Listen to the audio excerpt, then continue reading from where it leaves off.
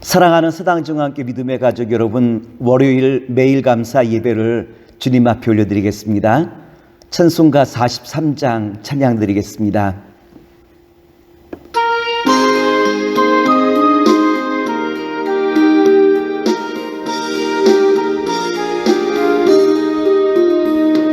즐겁게 안식할 날, 반갑고 좋은 날, 내 마음을 편케 하니 즐겁고 기쁜 날, 이 날에 천하 만민 다 보좌 앞에서 참되신 삼위일체 다 찬송 부르네.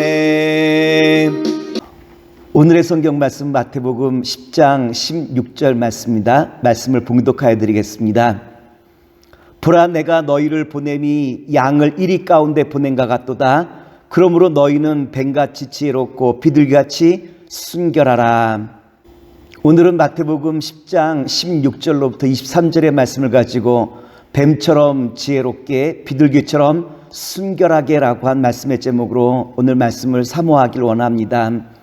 예수님께서는 오늘 예수님의 제자들을 세상에 파송하시면서 오늘 주신 말씀과도 같이 뱀처럼 지혜롭게 비둘기처럼 순결하게 라고 우리에게 말씀 주시고 있죠. 예수님께서는 양과 같이 순한 주님의 제자들을 이리와 같은 세상에 보내시면서 안타까운 나머지 뭐라고 제자들에게 당부의 말씀을 주시냐면 뱀처럼 지혜롭고 비둘기처럼 순결하라 라고 당부의 말씀을 주시고 있죠. 그렇다면 왜 지혜롭게 라고 말씀하지 아니하시고 뱀처럼 지혜롭게, 순결하게 라고 말씀하지 아니하시고 비둘기처럼 순결하게 라고 말씀을 주셨을까요?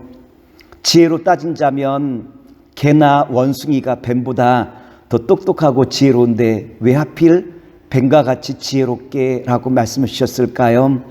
이것은 뱀이라고 하는 이 짐승의 동물적인 특성에 기인하고 있어요.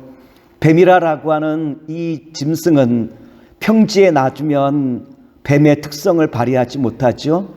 운동장과도 같이 평평한 곳에 놓아두면 적들에게 쉽게 눈에 띄어 이 뱀은 다른 짐승의 먹잇감에 지나지 않아요. 그런데 이 뱀이 산이나 그리고 또한 장애물이 많은 곳에서는 어떠합니까? 나무 위에 자기를 숨기기도 하고 돌멩이나 수풀에 자기 몸을 숨겨 민첩하고 신속하게 그 모든 장애물들을 넘어가지 않습니까? 오늘 그리스도인들도 마치 이와 같다라고 하는 거예요. 오늘 우리의 삶 속에 장애물이 찾아올 때 그 장애물을 민첩하고 신속하게 통과하라고 하신 주님의 격려의 말씀 아니겠습니까? 뿐만 아니라 비둘기처럼 순결하게 라고 말씀하셨을 때 이 비둘기의 특징이 뭐냐라고 말하면 충성되다라고 하는 거예요. 옛날에 교통이나 통신이 발전되지 못했을 때 집 비둘기들은 주인들의 통신 수단이 되어지죠. 아무리 먼 곳에 있다지라도 비둘기들은 충성스럽게 주인의 그 편지를 원하는 곳에 전달하는 것이 비둘기의 충성이라고 한 것 아니겠습니까? 마찬가지로 오늘 주님의 제자들은 세상 한가운데서 오직 하나님만 바라보며 충성스럽게 나아가라고 하는 말씀이 비둘기처럼 순결하게라고 하는 말씀 아니겠습니까? 그러므로 오늘 비둘기처럼 순결하라는 것은 도덕적인 순결을 말하는 것이 아니라 영적인 충성을 말하는 거예요. 오늘 주님 앞에 주님의 제자들은 영적으로 충성된 자리에 서라라고 한 것이 오늘 뱀처럼 지혜롭고 비둘기처럼 순결하라고 하신 주님의 말씀이, 당부의 말씀이 여기 있다라고 하는 거예요. 두 번째, 예수님께서는 우리에게 뭐라고 당부의 말씀을 주시고 있느냐로 말하면 17절에 보니까 두려워하지 말라라고 우리에게 말씀을 주시고 있죠. 17절 말씀을 봉독하여 드리겠습니다. 사람들을 삼가라.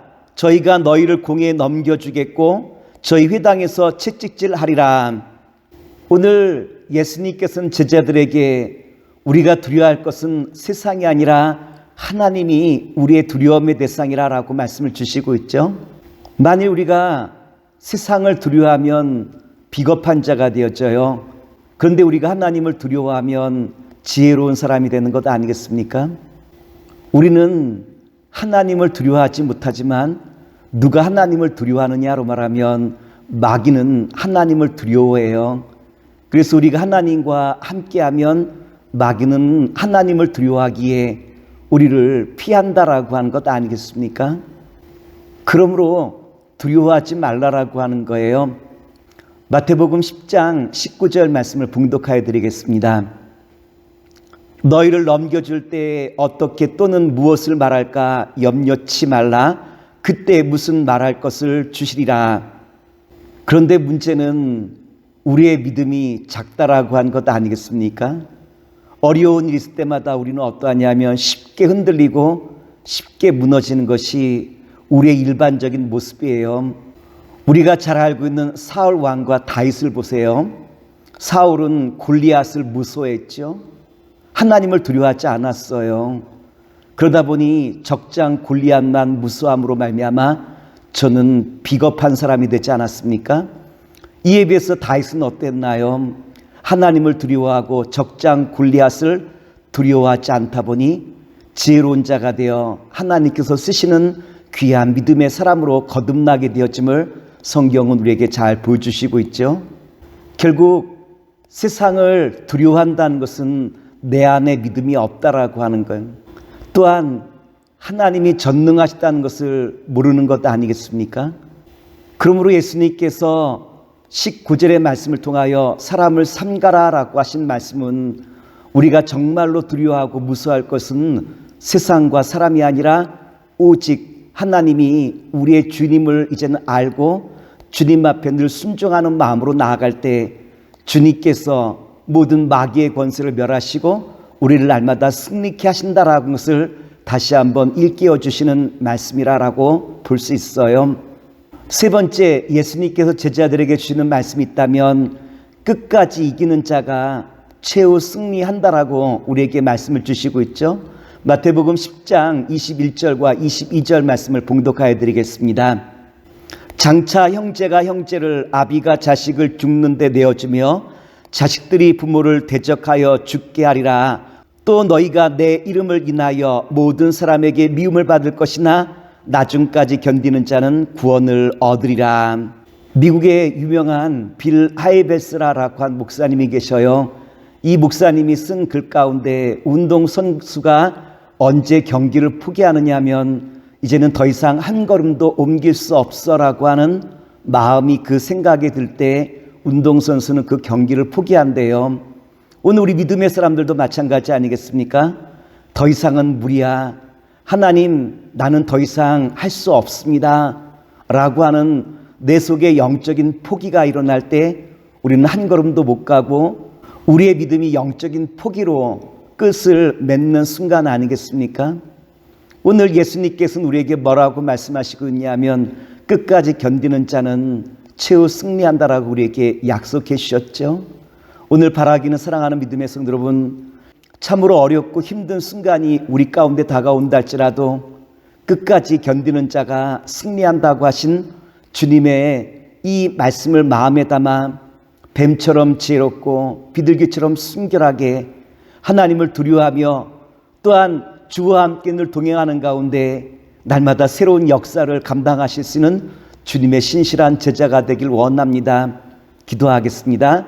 사랑의 주님, 오늘 주신 말씀 붙들고 날마다 주와 함께 뱀처럼 지혜롭고 비둘기처럼 순결하며 또한 하나님을 늘 두려워하며 끝까지 견디는 가운데 주님의 역사를 감당하시는 주님의 제자로 삼아 주시옵소서. 예수님의 이름으로 기도합나이다. 아멘.